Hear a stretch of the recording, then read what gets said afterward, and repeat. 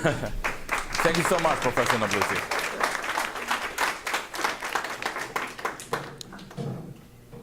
Good afternoon. I'm delighted to be with you today. Thank you so much, Professor Nablusi. I started my journey questioning the conflict that we see in Palestine, Israel, Zionism. And I'm trained as a philosopher. Philosophers usually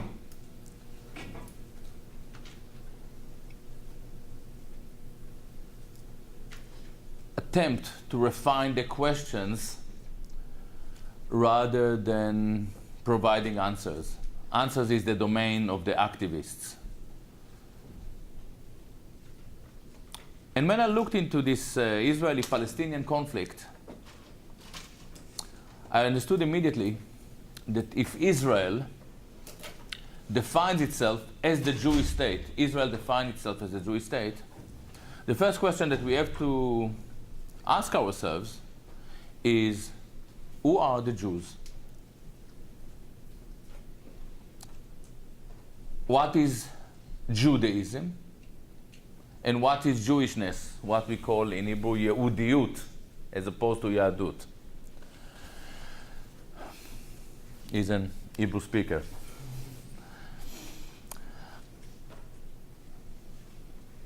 When I started to look into these issues, I realized immediately that Judaism is not a problem.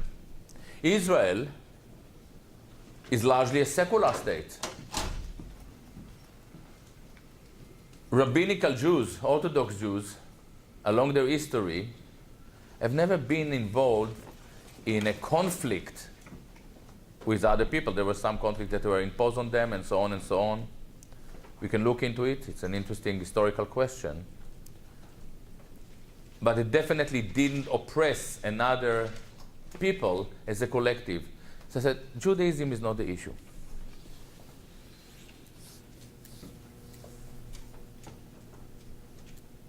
Jews, the people, is also not the issue. We know enough Jewish people who have nothing to do with Israel. They live their life. Jewishness was a slightly problematic concept. What is Jewishness? Jewishness is something that goes beyond Judaism, because a lot of people don't believe in God and they still identify as Jews. Jewishness is a form of identification.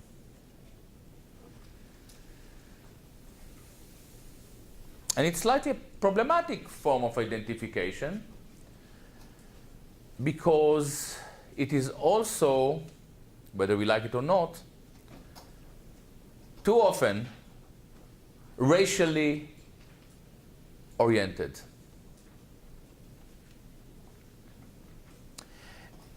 And when I understood that this is the issue, I decided to define what is Jewishness. I decided that my first target would be to identify what is Jewish identity, or who are the people who identify as Jews. I managed to come with 3 non-exclusive categories. The first category is the people who identify as Jews because they believe in the Torah, they follow the Talmud, they are religious. This is an innocent category. The second category are those who define themselves as Jews because they have some Jewish ancestry. They say, my grandmother was a Jew, I feel like a Jew. Fine. You're not becoming a war criminal because your grandmother is a Jew. The third category is very problematic. The third category is those who identify themselves politically as Jews. And why it is very problematic?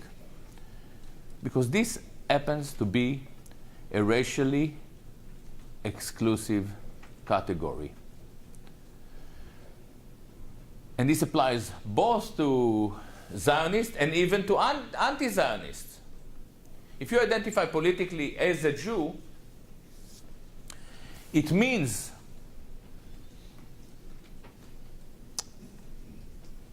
that you are a member of a racially exclusive club. So it means that if one of you, and I'm sure that most of you, are not a Jew, not Jews, you won't be able to either join the club or definitely not become a proper members of this club. And this took me by a slight surprise, because as we know, Jews who operate politically are always concerned with racism, yet the Jewish political club itself is racially oriented. It's quite peculiar. So when they blame other people of being racist, sometimes actually project their own racism, or they attribute their racially oriented thoughts to other people. And this is a very problematic state of being. I wrote The Wandering Who. I published it 5 or 6 years ago, and it was endorsed by a lot of academics. A lot of people didn't like it as well, I must admit, but I've never seen any argument. And one of the problems with my writing is that I don't present facts. In my work, you are the facts. I'm the facts. I'm operating as a philosopher. But when I started to look into Jewish identity politics, I realized that the world in which we are living nowadays is itself very problematic in terms of identity. When I published this book, nobody really spoke about identity. So what is identity politics? Where did you bring this notion from? In 2016, when Trump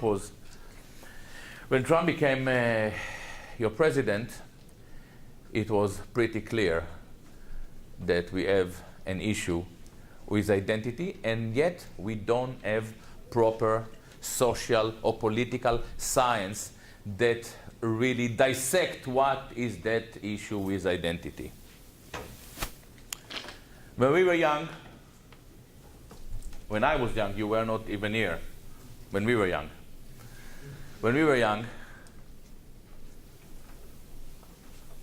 the left was determined to unite us all. Even in Palestine and Israel, they told us it doesn't matter. The radical left, whether you are Palestinian, a Jew, a man, a woman, black, we are all united against capitalism. The same was here, in America, in Europe, in the West. At a certain stage,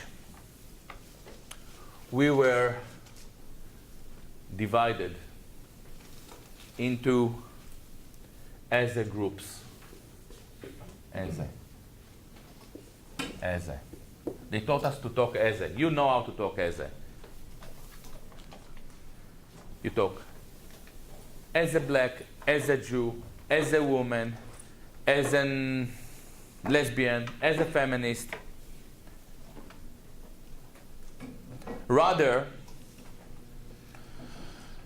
than being one people who fight for the most important things in society, which are education. Do you know how important education is? Do you realize how much you pay for something that you really should get for free? But nobody fights for it, because instead of fighting for it, we are fighting each other in sectarian wars. Education, health. You are going to pay a lot of money in America just to stay alive. And production. One day, you will be out of this university and you will look for a job. And there are no jobs. It's not just in America, it's in the West. Because instead of fighting for job, for manufacturing, for production, we are fighting each other in sectarian wars that are there to serve the capital.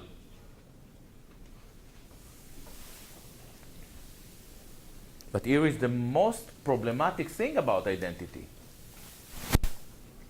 I'm a saxophonist. I'm pretty famous in some places. I played with some important bands. I had some good selling albums. This is LA, so I tell you that I'm on the last Pink Floyd album, in case you know Pink Floyd, because maybe you're too young. You know Pink Floyd? Oh, good. Yeah? So I'm a saxophonist, but I don't identify as a saxophonist. You know why? Because when you identify as something, you stop being yourself. You join a set of symbolic identifiers. Let's say that I'm an homosexual. I'm not, but we are making a theoretical, we explore some theoretical issues here. Let's say that I'm an homosexual. I'm attracted to men.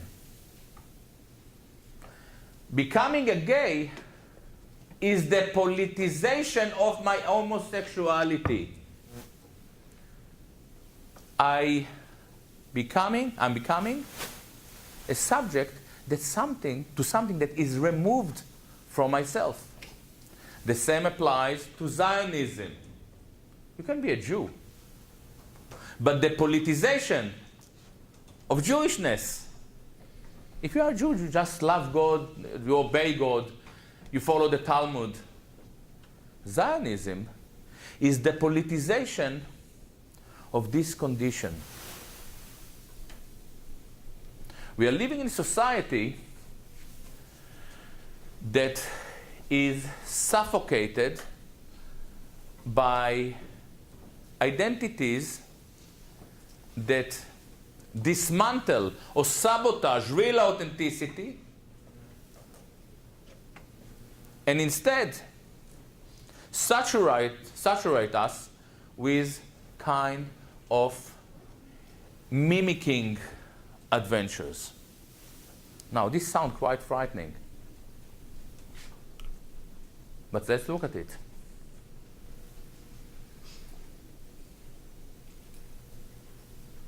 The political situation in which we are living suggests that a lot of people are actually in a state of a total dismay with identity politics. Trump. I guess that you understand what happened in the last election. By the time you go to the last election, if this is America, and you're pretty much divided, these people define themselves as Hispanic, as women, as gays, as feminists, as Jews and Muslims. And these people, pretty much the second half of America, identify themselves as Americans, primarily. These voted for Trump. These voted for Clinton. They were just a bit more, but not enough to win the election. And this is a very basic analysis, and I still didn't hear this analysis in your media or in academia. Because they prefer, most of us, in a state of delusion. But it's not just in America. Oh, how do you do it? I'm doing something wrong. Never mind.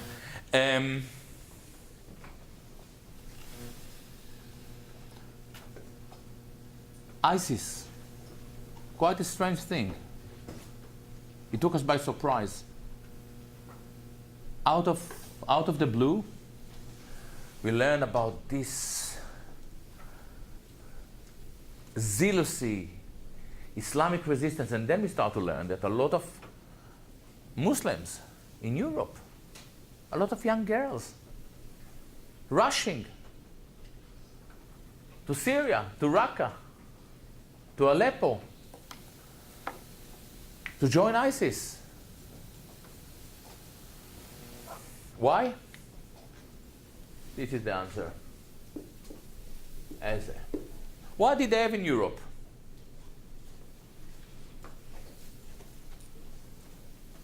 They could speak as a Muslim, but let me tell you, to speak as a Muslim in France means nothing. It means that your girlfriend or your wife cannot go with the burqa. A policeman can strip her on the beach as they did. It means that if you are going with beard or suspected of being Muslim, you will be subject to constant harassment. Instead of Eze, ISIS told them, come to Syria and be a Muslim. Now, I'm not going to try to argue here that ISIS is what Islam is. I don't go there. I just deal with the argument, okay? So there is no endorsement of ISIS, so it's toxic in this class. But again, they didn't invent it. Zionism is very, very popular amongst diaspora Jews. Because at a certain stage, the Israelis and the Zionist merchants understood that to speak as a Jew in Brooklyn means nothing. It means nothing, unless you are religious. But if you're secular, what does it mean? It means that you eat matzah balls or chicken soup or gefilte fish, and it really means nothing. The Zionist solution was, instead of talking as a Jew in Brooklyn, in London, in Paris, come to Israel and be a Jew. Again, we see a total rejection of identity politics. So is there a class on the other side of the wall? Okay, I'll try to. Sorry. Instead of speaking as a, let's go for the B. And what happened in Brexit? Exactly the same thing. Nobody could believe when our British politicians, I live in Britain, when our British politicians decided to explore this exercise, they didn't really think that the Brexit, the call to leave Europe, is going to win. Obviously, they wouldn't do it. They thought, okay, we give something to the people. We let them play this democratic game. And the Brits said, we don't want to speak as Brits. We want to be Brits. And we want to protect our culture. We want to protect our food. This is a disaster because there is not much food to protect in Britain. It's quite embarrassing. But this is their right. Or this is what they believe to be their right. Again, the Brexit is another symptom of a total fatigue of identity politics, because it is because identity politics that, as we explored before, you, young people, can hardly think, and I don't want to upset you, but it may be slightly upsetting.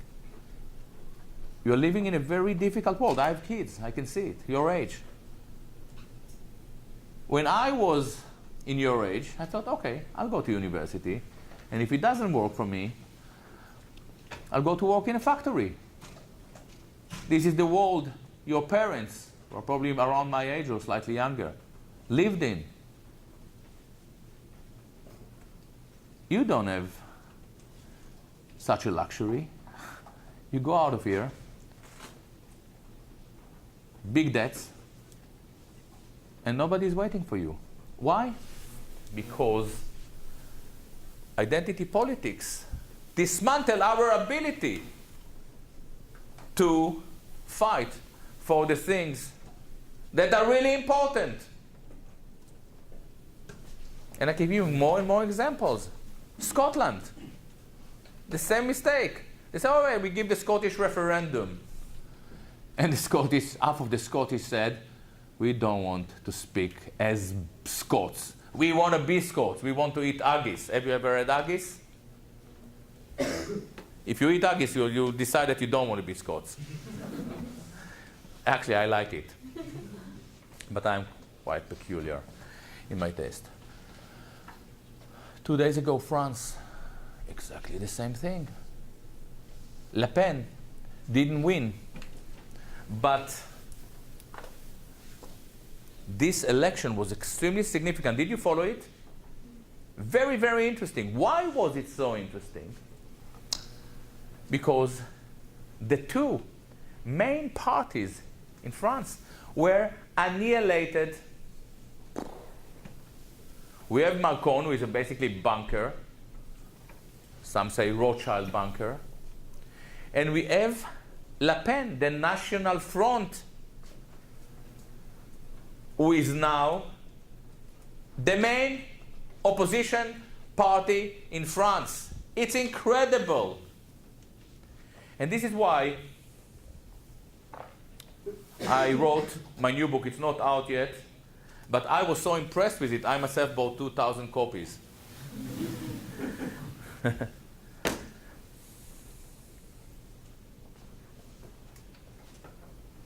When I looked into these issues,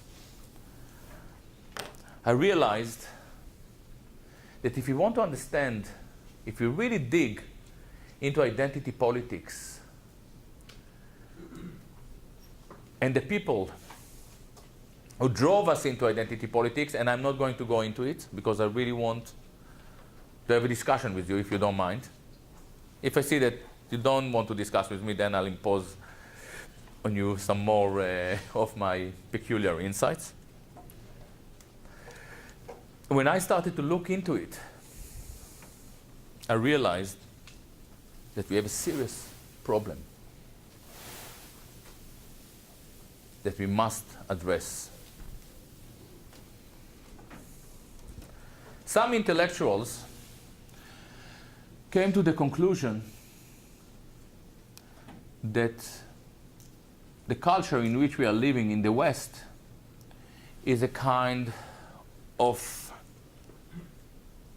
a dialectic, the product of a dialectic struggle between Athens and Jerusalem. Athens is the capital of reason. It's where science was born, where philosophy was born, where beauty, art, aesthetic was born, architecture, and so on. In Athens, we think things through. Jerusalem, on the other hand, is the city of law, the city of revelation. We have to deal with a prescription. You do that, you do that, you don't do that, you don't do that, you don't do that, you may do, no, you do that. It's clear.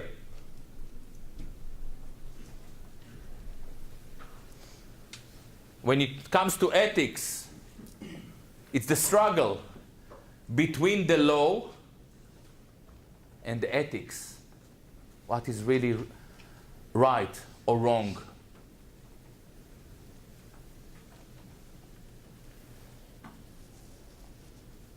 It landed on me that one of the biggest problems that we have within the left is that the progressives, who are supposed to be the good guys,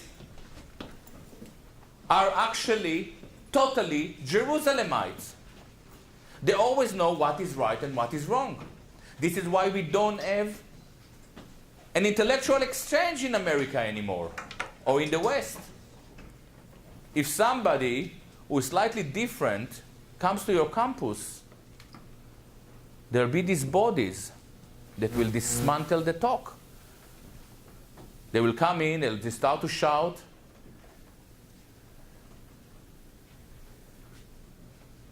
In Athens, we think things through. As Professor Nablusi mentioned, we deal with the argument. This was, by the way, a classic Athenian presentation. This is the issue. If you don't agree with me, present an argument, rather than trying to silence me or burn my books. By the way, they are inflammable. You know, I tried myself. You know.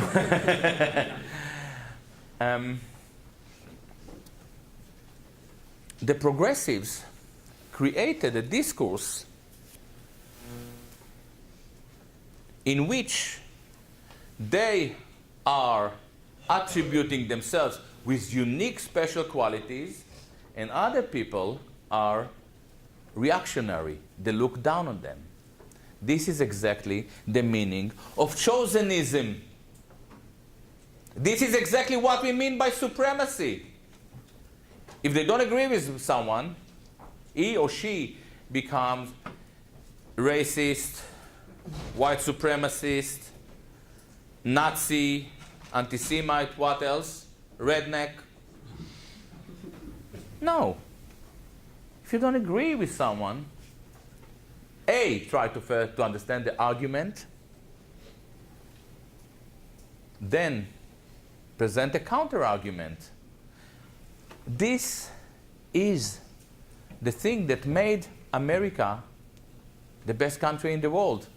You had always a lot of problems, but you had the First Amendment. This was the land of the free. And free speech in this country is under a serious threat. And I think that you know what I'm talking about.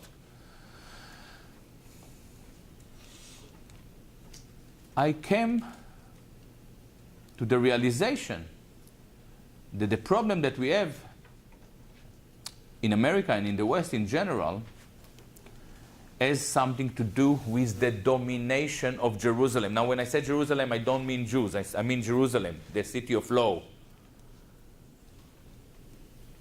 The tyranny of correctness. Tyranny of correctness is Jerusalem. When Hillary Clinton refers to her enemies or as a basket of deplorables, I think that this was how she. This is Jerusalem. And she's not from Jerusalem. She's just funded by some. No, I don't go there. All right? The problem that we have in America has something to do with the fact that Jerusalem has become a dominant force in your culture. You lost your ability to think things through. Those who attempt at thinking are silenced. And I believe that for the sake of Jerusalem and all of you, we must do whatever we can to reinstate Athens. Philosophy, essentialism, reason, logic, the ability to discuss everything against all odds. That's all.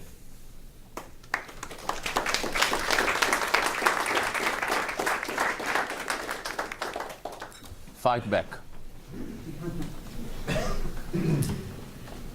I wanted to further explore the idea of politically identifying as Jews. Yeah.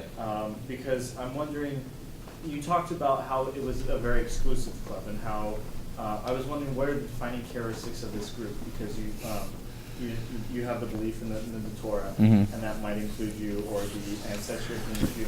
But is there an agreement of who is a member of this party? Are there splits of maybe some of these politically? Beautiful question. And the fact that it's a beautiful question doesn't mean that I necessarily know the answer, which is a good thing. If you don't know the answer, we can start to explore. It is a very, very, very vague concept. So, for instance, if you are an Orthodox Jew, it is very clear to you who is a Jew and who isn't. And there's a big debate in Israel, and the debate called "Who is a Jew?" But when it comes to the reform pole of the debate, they are pretty much happy to take everyone and even to do kind of a speedy process of conversion. So I can sort you out in case you want to become one. No, this is a joke. The issue here, that the vagueness of the concept is embedded in the system. And this leads us to the notion of the kosher trinity. The kosher trinity is a very, very problematic concept. We have religion, we have race, and we have nationalism. My handwriting is, I don't even try. All right? When you criticize Jews for Judaism, and Judaism can be subject to criticism. There are some very problematic concepts, like in many other religions, that Jews will tell, what are you on about? Most of us are not following the Torah or Talmud. We don't even know. We know chicken soup. All right? But chicken soup, it's not a religion. Have you tried it? You look too healthy. I didn't understand why. Anyway, religion. When you attack the racist approach that is unfortunately embedded in the Zionist and the modern secular Jewish identity, because once you drop God, what makes you into a Jew? Your Jewish mother. The blood of the Jewish mother. This is basically a racially oriented category. When you start to attack the race, he said, no, we are nation and we are religion. You can never,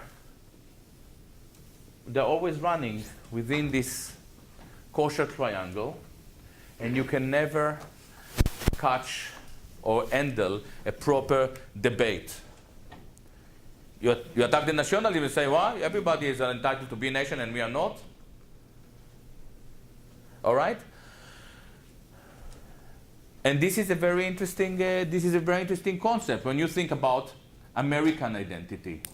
American identity is quite simple. You are born here. You are attached to a piece of geography.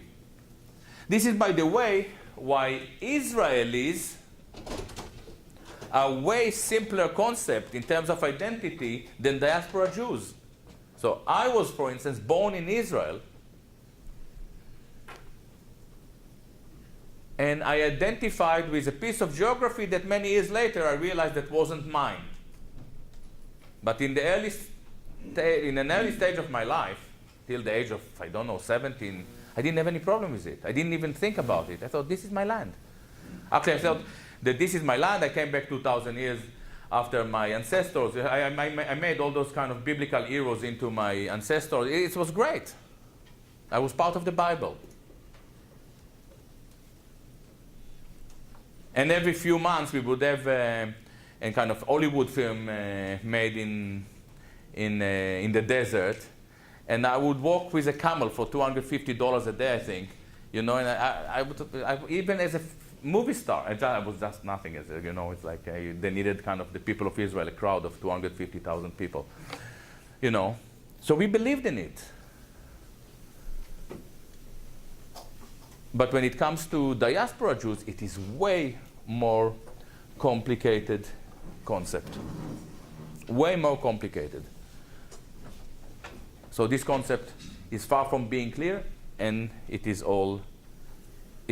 deliberately set as such. I hope that this is all right. Thank you. Yeah. Yeah. So you paint a pretty bleak picture with regard to the conclusion of people in their educations. You say that there's no jobs out there, and you made the argument that identity politics has removed our ability to collectively act in our own best interests. And it seems like you make the jump from there to say that capitalism has then preyed upon that limitations that have been created. But it seems to me capitalism is more of a scapegoat in this sense, and your real issues lie with globalism. Because you're right. yeah, I feel like a lot of there are jobs. It's just that they've advanced technologically, and they've also, been introduced into a global marketplace where everyone's competing for the same jobs worldwide. So that was my only. You're absolutely right. You're absolutely right. When we were together, we would fight for jobs. When we were divided, we lost the means to fight against globalism. This is exactly the issue. One of the things that turn our universe into a dystopia is the fact that some people make money here, but they don't reinvest it here. They invest it where it is cheap to invest, which is at the moment, let's say, China and Korea and so on and so on. Who funds those progressive operations? Some very, very rich people. Probably the most famous worldwide is George Soros and the Open Society Institute. George Soros invests a fraction of his wealth, his capital, in maintaining a divided political struggle that engages with many issues that have nothing to do with us as a whole. So, for instance, gay marriage. I'm not against gay marriage. I don't care. I really don't care. But this is not the main issue. Main issue is education, production, and health. And this is exactly the one thing that we have to do together. So you're right. Globalism is something that inflicted on us because we couldn't fight it, because the old good left lost its ability. Nobody asked this question. Why did? So now I'm asking the question, all right? that you should ask. Why did the left go there? This was crazy. And I tell you why it is so crazy. Because the most problematic aspect of fascism or Hitlerian fascism is biological determinism. If Italian fascists believed in equality of the Italian people, and National Socialists believed in the equality of German-speaking people, Hitler believed in equality of one race. Now, this is a problem. You agree, I hope, yeah? Because if you are born to the wrong race, you are discriminated. It's not right, yeah? The left, that was always anti-racist, anti-biological determinism, bought into politics that is differentiated by biological determinism. What a disaster. But why did the left betray its principles, betray the workers, betrayed you, your future? And this is very devastating. I came to the conclusion, and I'm not the only one, that the left is suffocated with an institutional animosity toward working people. Why? And it's very strange because the left always claimed to be for the working people. Why? Because the working people always vote for Trump, for Le Pen, for the Tories. They always vote right. The left is in a state of dismay with the working people because the working people never made it to the revolution. We were supposed to have a revolution. It never happened. You know why it never happened? Because when a leftist comes to a worker and says, listen, tomorrow we have a revolution at 12 o'clock. We meet, I don't know, downtown. The worker tells, I can't, I have to go to work.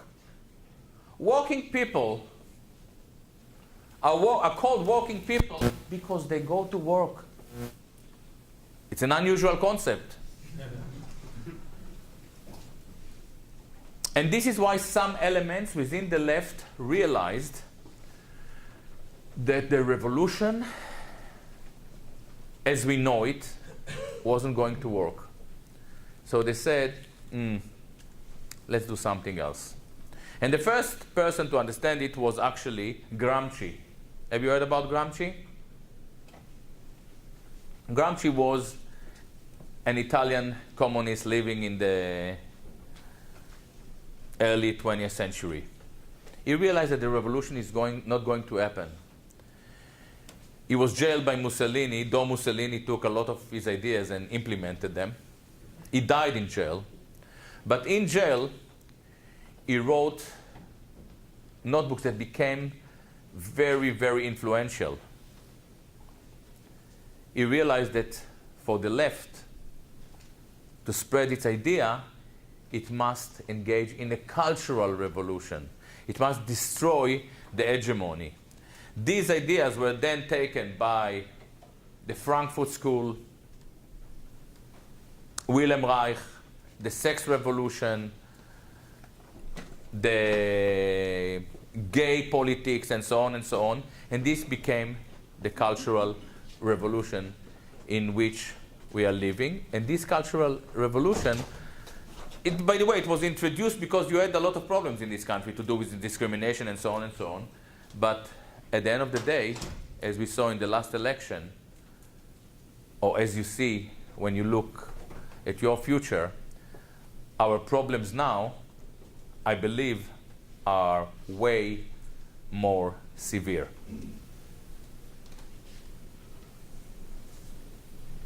Yeah?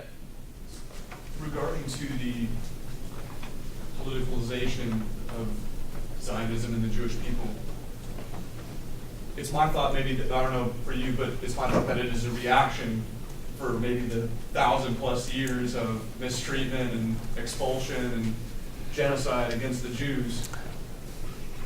Do you think that that's the case? Or? This is a very problematic question.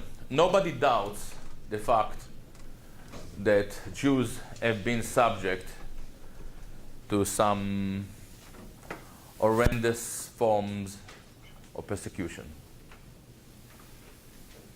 And nobody doubts the fact that this happened in so many places that are different from each other.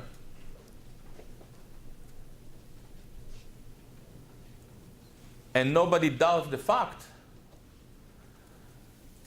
the Jews, political Jews, third category Jews, are very good, have been very good, or very effective in capitalizing on it. Here, they even managed to claim a land after 2,000 years from the indigenous Palestinians. Do you think that you will get away going to a land after 2,000 years? Listen, sorry, I've been here before. Can the Italian take Piccadilly Circus? Claim, well, our ancestors, the Romans, they were here. No, they can't. But the way I look at it, and mind you, I was born a Jew. I was born a Jew. I was raised as a secular Jew, so. And at a certain stage, I started to ask myself, how is it possible that wherever we go, we get into trouble? I started to ask myself, as a Jew, how is it possible that half of my family, because I'm half of my father's family been in the region for a long time, so basically the Palestinians. But my other side of my mother's side, my grandfather was a hardcore Zionist. He was famous for being an hardcore Zionist. He came with this dream to make the Jewish state into the most beautiful place on the planet, to live in peace, agriculture, industry. How is it possible that even in Israel, in Palestine, that was there to deal with all those problems, we ended up confronting animosity and a constant fight with the Palestinians and with everyone else in the region? What is it? And I believe that there is something within the Jewish culture that invoke some animosity. Now, I didn't invent it. The guy who really wrote the best book about it is actually an ultra-Zionist called Bernard Lazare, a French intellectual. And he asked this question: how is it possible the Jews have been expelled from every city they lived in? And he came to the conclusion that, I'm making it very short, that it was chosenness. It was that sense of we are somehow special. If I come here and say, hey, I'm special, I'm special, how long can you take it? Probably 1 hour, 1 hour quarter, but at a certain stage, we had enough. So I have a problem with this approach, with the Jewish approach, of blaming everyone else for Jewish suffering. Because, Jews have this dichotomy, Jews and Goyim. Have you heard the word Goyim? Goyim is basically Gentiles. Goyim is basically humanity. It's like 99.99999999935. I checked today, it's like the last statistics. Yeah? If 99.999999935 of humanity kick me, I should stand up and ask what is wrong with me. Maybe there is nothing wrong with me, but I should at least ask what is fascinating for me about the Zionist project, the early Zionist project, and this is something that nobody dares mentioning, that the early Zionist project was a clear acknowledgement that there is a problem in Jewish culture.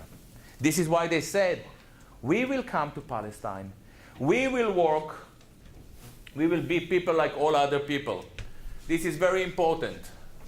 There was an early Zionist named Ber Borochov. Ber Borochov argued that every society looks like a pyramid. We have a lot of working class, few doctors, lawyers, middle class, engineers, yeah?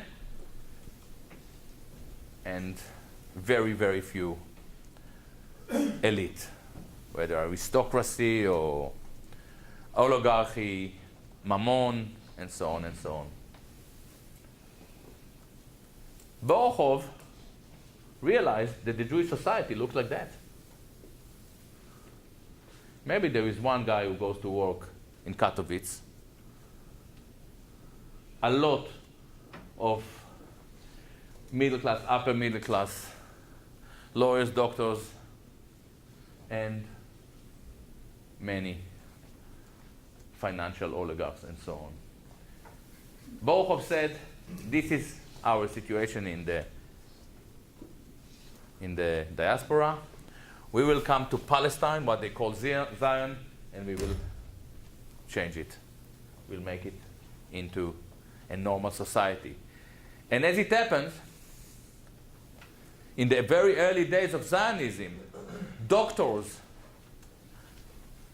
lawyers who joined the Zionist dream, they would come to Palestine and they would start to work in agriculture, in factories, to become working class people, like anywhere else. It was a project of reincarnation. But after 10 days, they realized that the local population is cheaper. And this was the beginning of the end of Zionism. So while most scholars believe that Judaism was hijacked by Zionism, I actually argue that Zionism, that is initially a beautiful idea, was actually hijacked by Jewishness.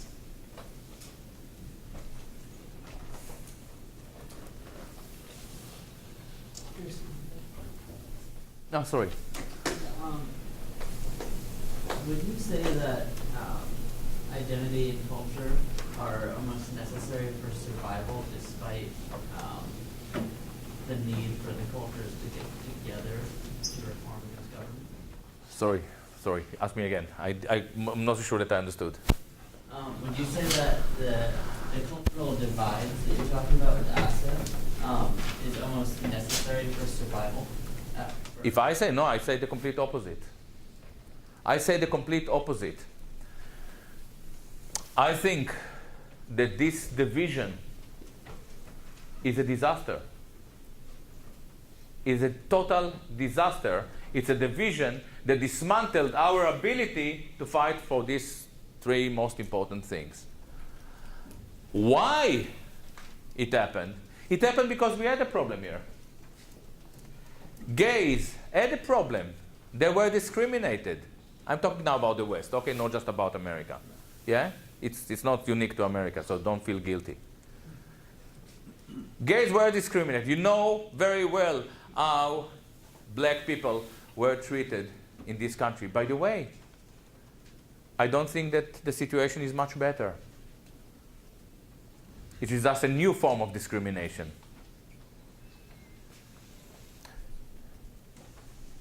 Women felt that their rights were not equal to men. So you had a lot of problems, and you found a way to deal with it. I actually believe, and as I mentioned in the beginning that I don't come with answers, but I allow myself to share it with you. I actually believe, I'll talk as a Brit. Okay, I'm an immigrant, but I live in Britain now for 20 years. I almost managed to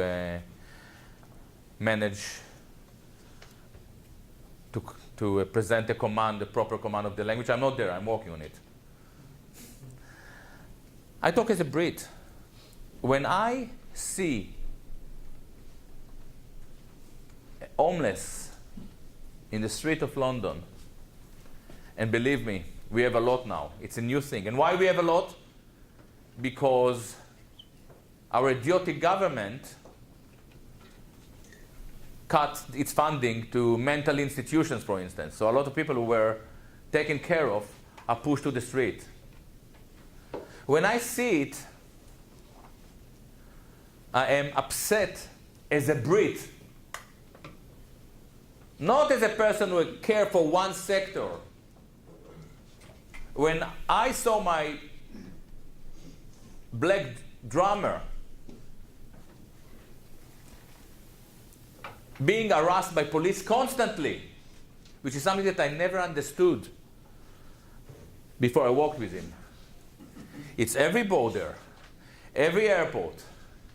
We are all going straight, and he is always kind of taken somewhere. We always searched. I realized that we have a problem, but I don't want him to fight it alone. I want to fight it with him. I want all of us to fight together for the most important things. And by the way, a lot of people criticize America for the way it treated black people. For so many, I'm not talking about slavery, I'm talking about the civil rights movement. But at the end of the day, it was America that abolished slavery, and it was America that had the civil rights movement. So there must have been something else in this society within this context of Athenian resistance. Sorry, I guess might have been a misunderstanding. I think I'm talking more about formation leading up to current times. My personal opinion is that there needs to be initially some sort of a cultural understanding or the subgroup for people to kind of build strength as a unit, and then each of these subgroups could form together to create the circle on your right to go against government. By the way, this is exactly the situation. Let's face it. In America, as I mentioned here, I don't know if you can still say it. I was desperate to erase it, but I'm probably doing something wrong. Maybe it's like that. I don't know. It's like, you know, I'm a foreigner. Yeah, we have the people who, as you yourself argued just now, believe in subdivision. Now, let's say that this is, let's say, lesbian separatists. Yeah? No, lesbian separatists is not a good example because they will be here. But obviously, there will be, like, for instance, black people who identify as black, and there also will be a lot of black people here who identify primarily as Americans. All right? So this is the situation that we are living in. There is subgrouping and people who subscribe to this ideology, and they almost won the election. In fact, more people in America, I think 3 million voters, you know, when it comes to popular vote. More people in America believed in this. But the Americans won the election. So what you're saying, you're describing the situation. I believe that, and it's not just in America, in the entire West, this divisive ideology matured into a disaster. We actually let the oligarchs, Mammon, Wall Street, City of London, Frankfurt get away with globalization. Was it you who spoke about globalization? Huh? Yeah. This is the story. We let them get away with it because we couldn't raise up. Yeah. As a teacher, I think 10 minutes is not enough for me to talk. All right. But I have just, rather than clarify the concepts, I'm going to raise just one question. Yeah. When somebody divides the world into Athens and Jerusalem, wouldn't it be logical to assume that it's identity politics in another form? Because the implication that Athens is probably better than Jerusalem and better join Athens. Right? That's one. And then in the process of trying to rectify injustices by asking for a Palestinian state, aren't we also playing into the identity politics of saying that they are entitled, according to their identity, to a territorial entity? Marx tried before to tell us first we are human, proletariat, and so on, that culture is not good. He found out nationalism as an identity overcame all of his ideas. And then he also fell in the same trap of changing or replacing one form of identity, economic one, to a cultural one. At which point do you see the notion that we are able to speak as the Enlightenment wants us, a humanist, rather than the practical elements of all of this that you say? This is a very astute question. Let me start with Athens and Jerusalem. To start with, Athens and Jerusalem are metaphysical concepts, all right, as I present them. It's a battle. And in fact, this battle is taking place in each of us. What I argued is that America was a great concept.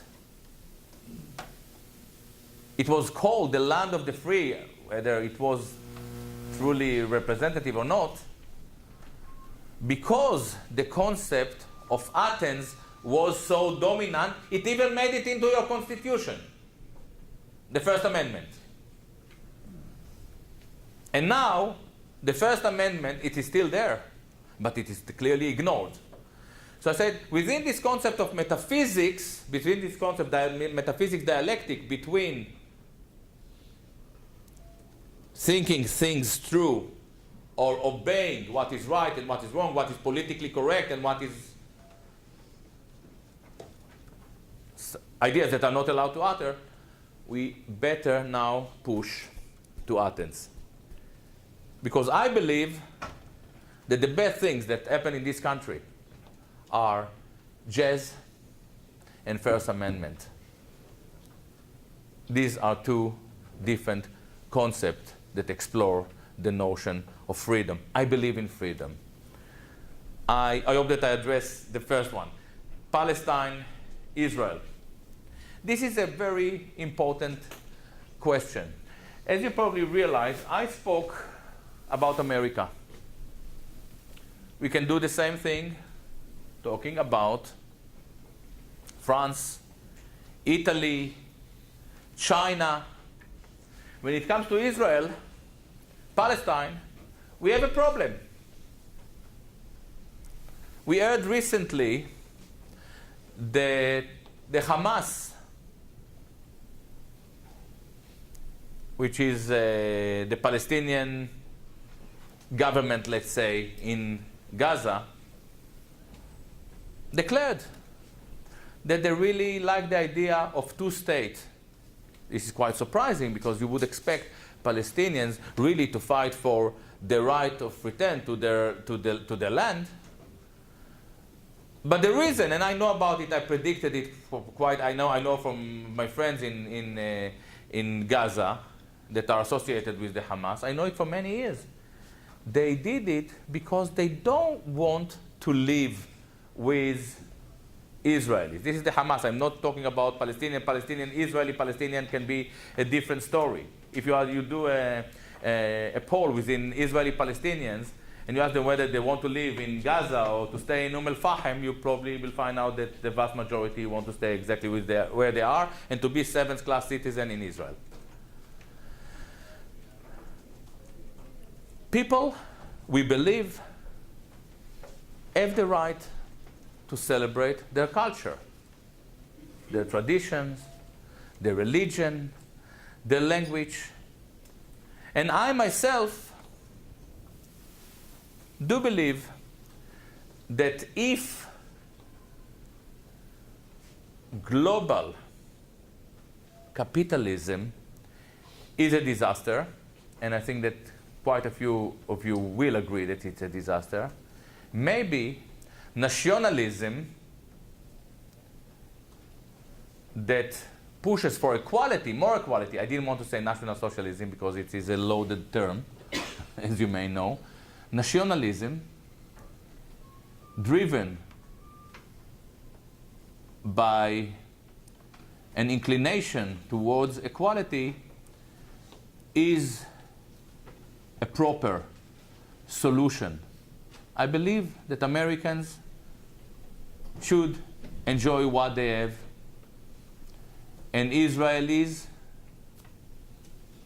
could enjoy what they have if they would learn to live in peace in the region. And I definitely insist that Palestinians should have what they are waiting for so many years. This is my approach. And it is a state, and I actually believe that it should be the entire state, one state from the river to the sea. Okay, thank you very much. Our time is about to be Yeah, over. our time. Thank you so much. Beautiful class, man. Okay, that was fantastic.